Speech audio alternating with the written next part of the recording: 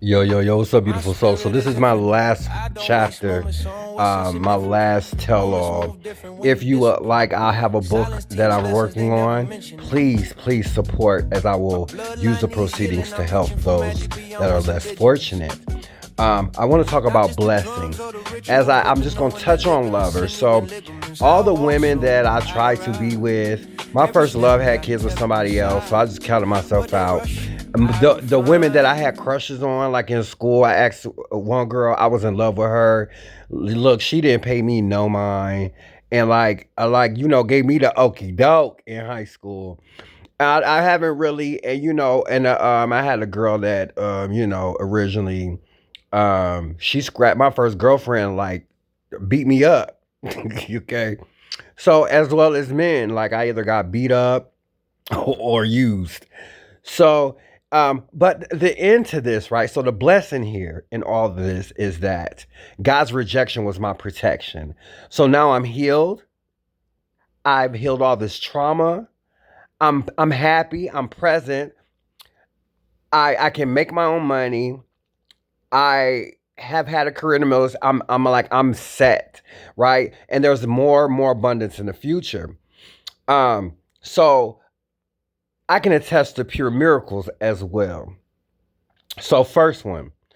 So when I was literally left homeless and literally after I got date raped, I ran to the VA. I was like, they had to give me volume because I couldn't really register what happened. I ended up waking up my first time doing crystal meth. I woke up being pissed on in a tub, right? So when I woke up, I ran to the VA in this despair. Mind you, I wasn't allowed to come home, so I needed somewhere to sleep. And I didn't know, when you're not raised, you just don't know. So next thing you know, when I walk out the VA hospital, this guy named Michael walks by me and he says, "You're my angel." And I'm like, "Huh?" He was like, "Can you do me one favor?" I said, "What?" He was like, "If you give me a kiss, I'm gonna get a room and you could come stay in the room. Just give me a kiss and I got a gift for you." And I said, "Okay." And he just kept calling me his angel.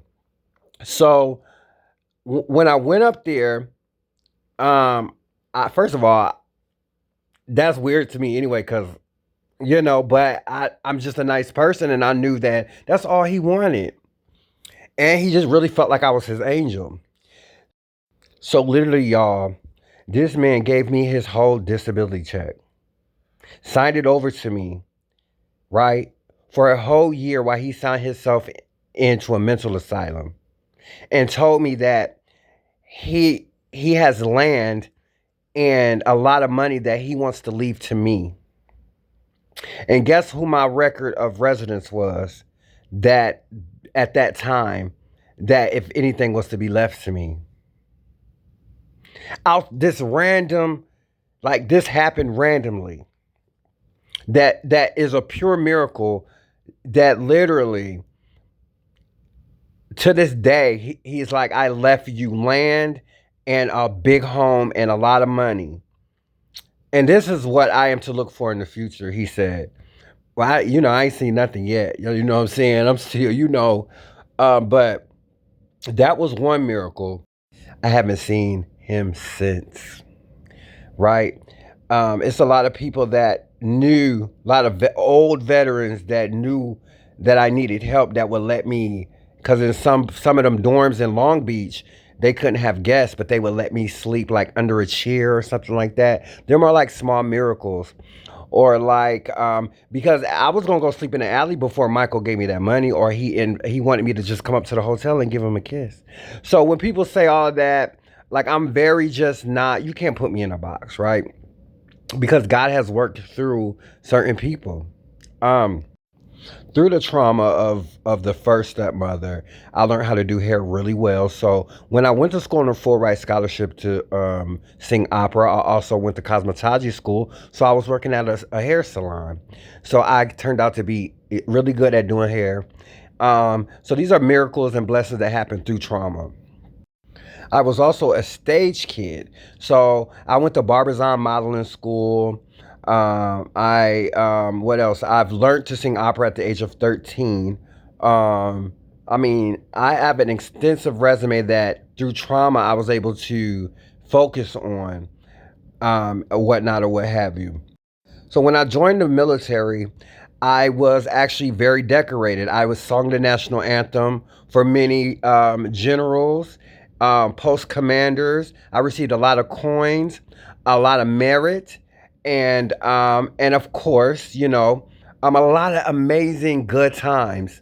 Of course, how people were conditioned when they saw that I was being praised. Of course, what do people do? That's when people start getting their hands into my life, when they see that I'm doing too good, right? But the blessing is I've always been an outstanding. I'm a decorated soldier. I've done things that a lot of people can't do or won't ever be able to do. I used to guard so North and South Korea has a DMZ that separates the DMZ. I used to ride the Black Hawk and guard the gate. So we would ride the gate with an M16 and a Black Hawk. So that was the most amazing job. I'm a cavalry soldier, so I loved the spurs and the Stetson. I used to work on flight lines and stuff like that. So these are amazing times that God. I mean, I had an amazing time in Korea. My best friends were very important people from Italy. I knew a lot of very important people that were my friends. Um, I mean, I've had an amazing life. When it's just me and I'm not involved in. You guys get it. I literally, you know, I want to just make sure I make pertinent that my tests and trials I'm using to help humanity. Okay? Um, choose strength, choose love, choose unity, love your family, no matter what. Be honest. Be honest. Nothing but love can come from honesty, and respect can come from integrity. The biggest miracle of all is to be sober, sane, present, and to be of the Christ consciousness and have an immortal spirit and have a destiny as a Messiah. Now that is priceless. Please, guys, look out for my book, The Spiritually Gifted Crack Baby. I love you. Unity is the key to our higher conscious universe. We cannot do this divided. Let's go. Pray for your healing. The circumstances will change.